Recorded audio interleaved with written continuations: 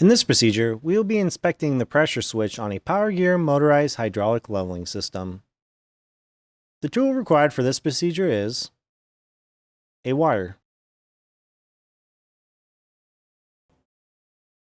Here is our pressure switch. When you disconnect the wire harness, your jacks down light should light up on the touchpad. To test this, you can put a wire in the end and make that open circuit a closed circuit, and that should cycle your light back off.